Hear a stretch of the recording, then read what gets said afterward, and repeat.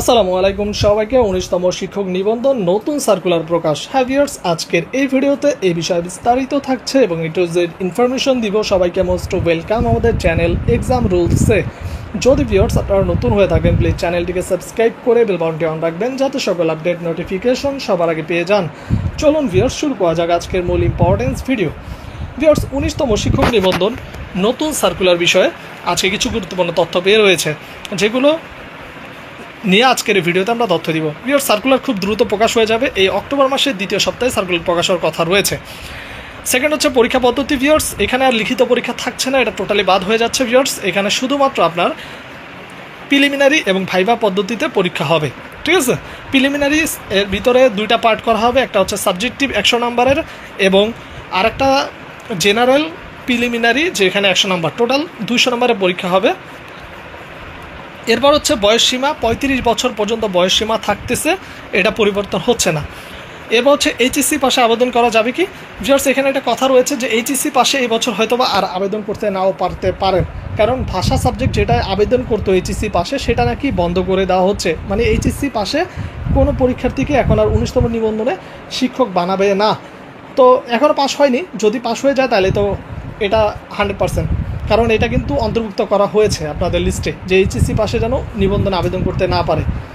এবার হচ্ছে লিখিত সাবজেক্ট কোন বিষয়ে পরীক্ষা হবে। ভিউয়ার্স, অনেকেই বুঝেন না যে লিখিত কোন সাবজেক্টে পরীক্ষা দিবেন। মনে করেন অনেকে পড়তেছেন মনে করেন মার্কেটিং নিয়ে, ঠিক আছে, সে কি অ্যাকাউন্টিং সাবজেক্ট নিয়ে পরীক্ষা দিতে পারবে কি না। না ভিউয়ার্স, আপনি যে সাবজেক্টে পড়াশোনা করতেছেন সেই সাবজেক্টে, যেমন অনেকে আবার এটা বুঝতেছেন না, একটু বলে দিই।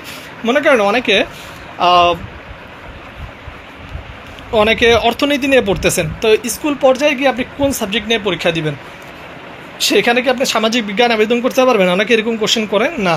সেই ক্ষেত্রে আপনাকে অর্থনীতি রিলেটেড সাবজেক্ট আপনাকে পরীক্ষা দিতে হবে। যদি অর্থনীতি স্কুল পর্যায়ে থাকে তাহলে আপনাকে অর্থনীতি নিয়েই পরীক্ষা দিতে হবে।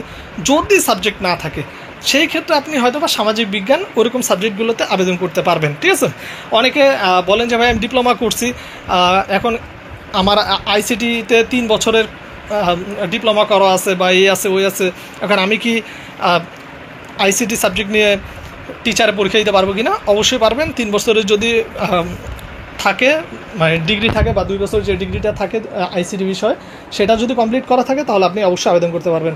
নতুন সিলেবাস। ভিউয়ার্স, আপনাদের সাবজেক্টিভ কেউ এখন সাজেশন কিনবেন না, সাবজেক্টিভের কারো থেকে কিনবেন না কখনোই, বারবার বলে দিচ্ছি। কারণ হচ্ছে ভিউয়ার্স, নতুন সিলেবাস বের হবে সাবজেক্টিভের, তো নতুন সিলেবাস দিলে তখন সেটার যদি কেউ সাজেশন বের করে বা বের হয় তখন আপনি ওইটা কালেক্ট করে পড়াশোনা চালাবেন। তো আপাতত আপনাদেরকে অবশ্যই বলবো যে জেনারেল প্রিপারেশনটা নিতে পারেন, যেটা বাংলা, ইংলিশ, গণিত, সাধারণ জ্ঞান প্রিলিমিনারি হবে 100 নম্বরের, সেটা আপনি প্রিপারেশন নিয়ে রাখতে পারেন।